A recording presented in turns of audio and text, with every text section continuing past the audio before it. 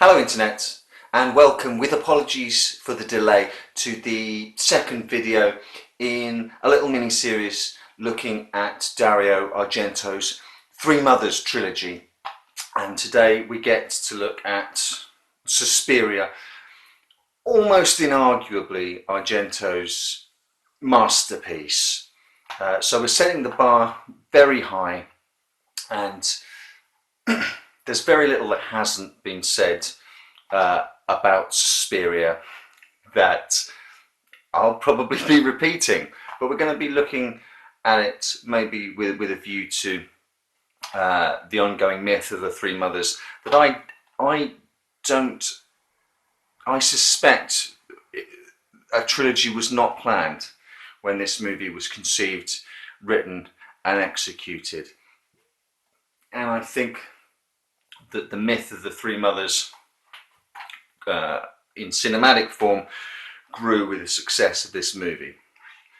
If you've seen the movie already, and I'm guessing because you're coming to watch my channel that you're a horror fan, you already know why this movie is magnificent. If for some reason you haven't seen Suspiria yet and you're watching this video, firstly, that's very strange behaviour, and secondly, get yourself out and watch Suspiria. It's a magnificent,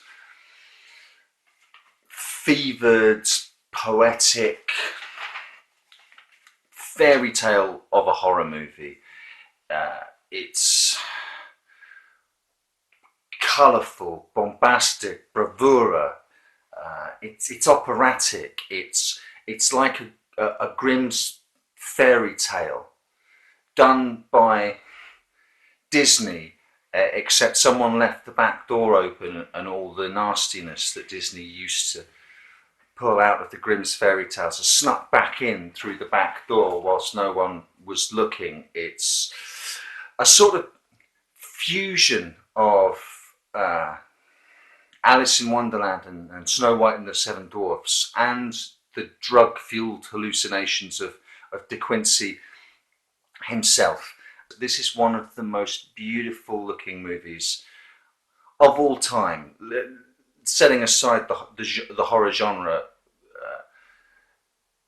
the movie looks unlike any other. It does look like you're stepping into a storybook. So the sets and the light design with the lighting gels and the primary colours and the use of the three-colour Technicolor film make the things look like a wonderfully elaborate children's pop-up book, but skewed with dangerous shadows and corridors with too many doors down it, and reds that are slightly too red, and shadows that are blue as if the full moon itself was washing out the night.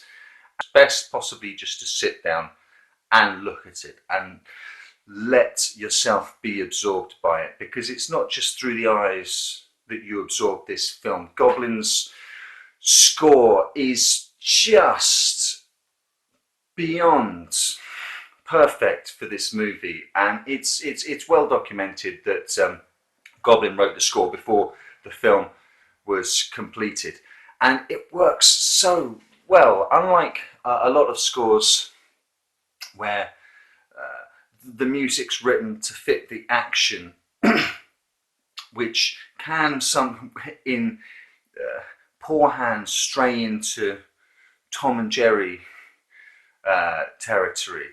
There's a weird dissonance between what's on the screen and the music, and sometimes the music seems to go on a little too long, or the scene lasts for longer than the music, and there's a tension there. It's because one wasn't made to the other. It was done the other way around, and Argento used to play Goblin's music for this film on set while they were filming scenes to get the actors on edge and in the right frame of mind. And it's when we watched it, my other half hadn't seen Suspiria, and when the little fairy tale music started, I said to her, get used to that tune, because that's going to be stuck in your head for days. she wondered whether or not whoever scored the Harry Potter films had taken some cues from Goblin's score for this. She said it sounded very Harry Pottery in places, and I guess she's got a point. And they fundamentally, I guess they are both about boarding schools where magic is practiced after all. The first 15 minutes of the film are just about the most perfect opening 15 minutes to any movie ever made. Some people, over the start credits, and I don't know if this is in the English language version only, I don't know if producers and Western distributors worried that the cold opening would leave audiences wondering what the hell is going on. But there's a little voiceover that tells us that Jessica Harper's character has flown from New York to Germany to join an exclusive ballet school. Personally, well, some people like that as almost like a once upon a time opening to the story. It smacks to me as if someone got cold feet and didn't like the idea of us just being thrown straight into a strange airport, then a storm, then through the woods. But let's be entirely honest, there's no information in that opening bit of voiceover that we don't eventually get through the film anyway. And suddenly being in the airport, especially with what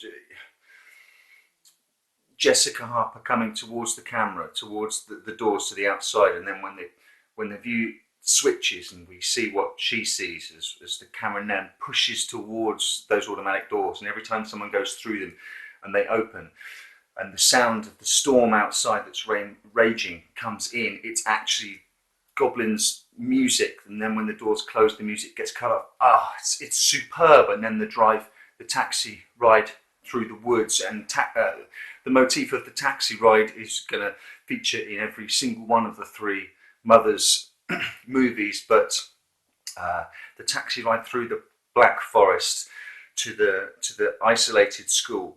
So we're right in grim fairy tale territory.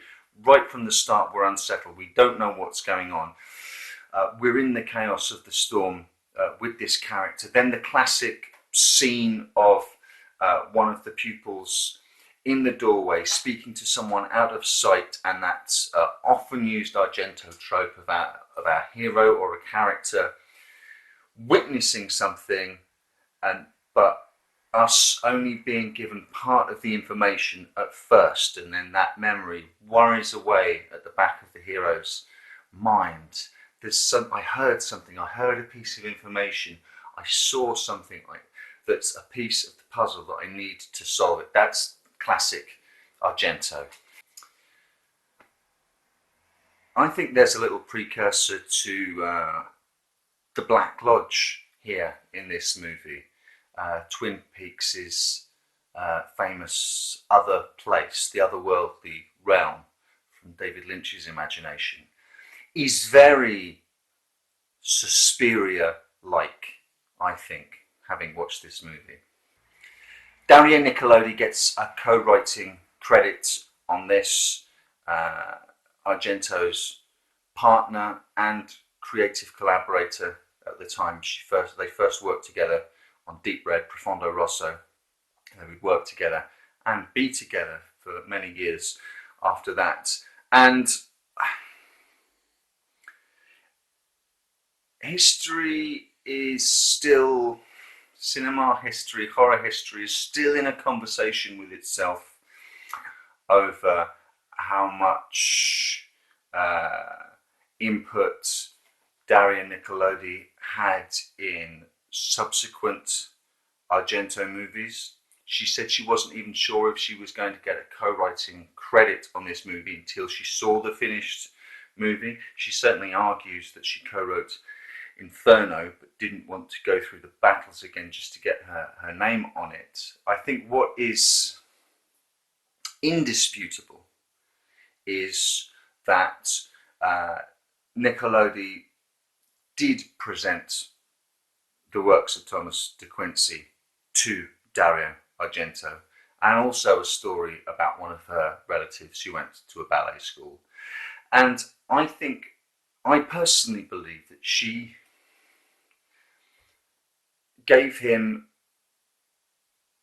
the trust in himself to springboard away from the Giallo movies. He was already stretching his muscles outside the confines of just straightforward thriller, killer Giallo movies. And this leap into the purely supernatural just seems to have completely freed his imagination and his creativity. And if we're diving straight into a completely supernatural environment, then he could be even more riotous, and the threats can come from outside a third story window, or your seeing eye dog, or all around you in a town square. And shadows could be shadows, or they could be the threatening embodiment of some supernatural force. Figures can have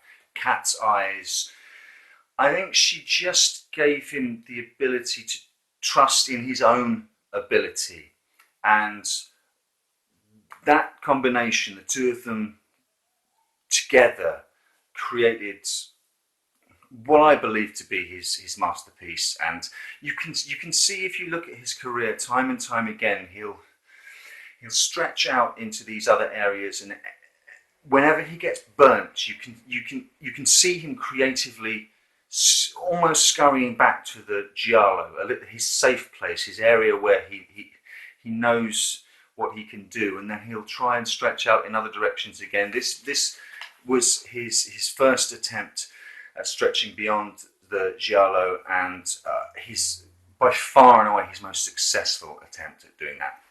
I'm not convinced this movie was conceived and written as part of a trilogy. There's no mention of the mothers. There's certainly no mention of Mater Suspiriorum, and the title Suspiria is taken from the title of De Quincey's work, Suspiria de Profundis, which just means a sigh. The witch in this is Helena Marcos, and she's not referred to as Mater Suspiriorum. She is in the later films that sort of retcon this into Three Mothers mythos, but De Quincey's work certainly influenced this. There is absolutely no doubt about it. All the people involved say they did. But I want to read you a little excerpt, an alternate excerpt from Suspiria de Profundis, that is not about the Three Mothers, but is about dreaming. The machinery for dreaming planted in the human brain was not planted for nothing. That faculty, in alliance with the mystery of darkness, is the one great tube through which man communicates with the shadowy. And the dreaming organ, in connection with the heart, the eye, and the ear, composed the magnificent apparatus which forces the infinite into the chambers of a human brain and throws dark reflections from eternities below all life upon the mirrors of the sleeping mind. And I think it's the sort of hallucinatory, drug-fueled fantasia that De Quincey produces in his work, which acted as the catalyst for this piece, rather than that myth also in De Quincey's piece of the Three Mothers in particular. That's just my suspicion. The grander story, I think, of the Three Mothers in film form came once Suspiria was the phenomenal success that it was.